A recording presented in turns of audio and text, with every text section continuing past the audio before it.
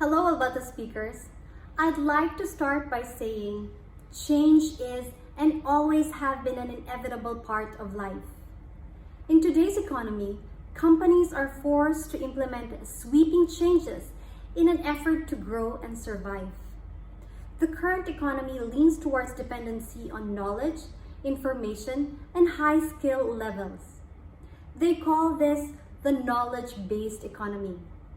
So this knowledge-based economy, along with global transformations, require rapid adjustments, which presents a lot of new challenges, a lot of new demands from everyone, from the board, our managing directors, CEOs, right up to the entry-level employees.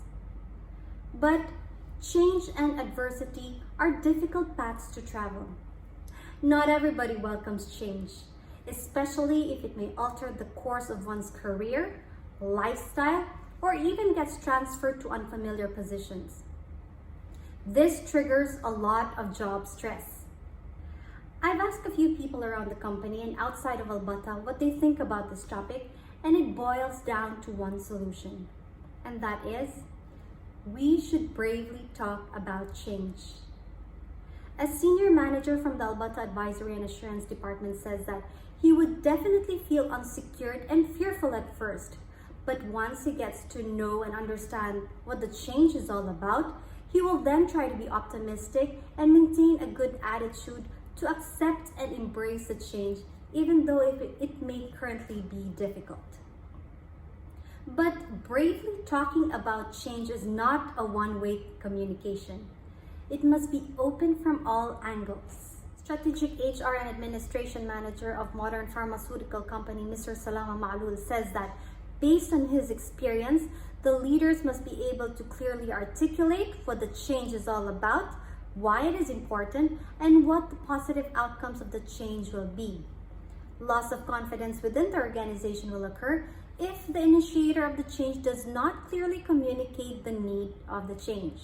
He also added that the loss of confidence causes the fear of job security, which eventually leads to lessening productivity and performers switch to competitors. But not only the initiator of the change have a role, we should also step forward and be change agents.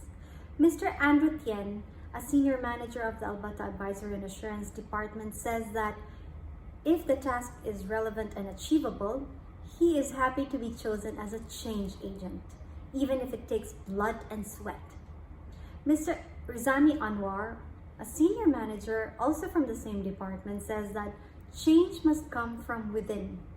An employee must take a stock of their strengths and weaknesses and identify the areas that needs improvement. Before an employee can change others, he or she needs to improve their own caliber, especially if the employee is in the leadership role. He also added that employees and managers must be good followers to their leaders.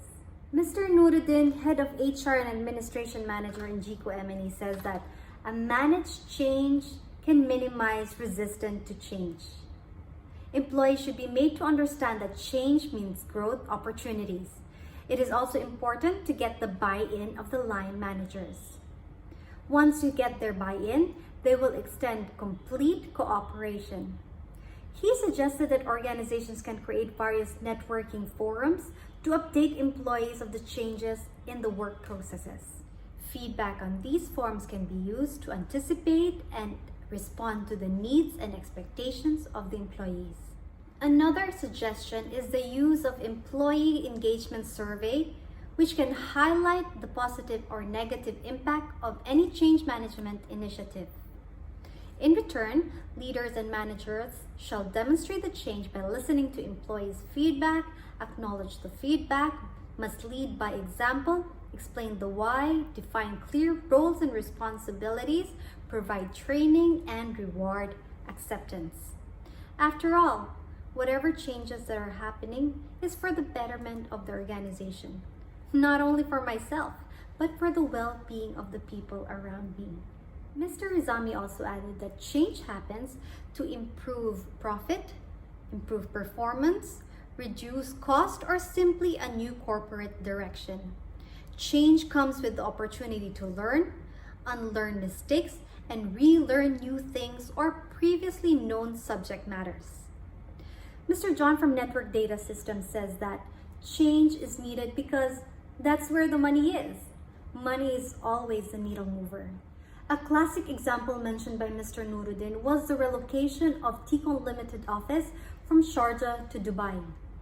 There was a very high resistance on that change, but once they sat down and explained that they will be able to engage more customers with that change, plus certain adjustments were given to the employees, they were able to get at least 75% to buy in. So as you can see, change is something that we can embrace or adapt. Let's get rid of the taboo that change is an enemy. Now is the time to be brave and talk change.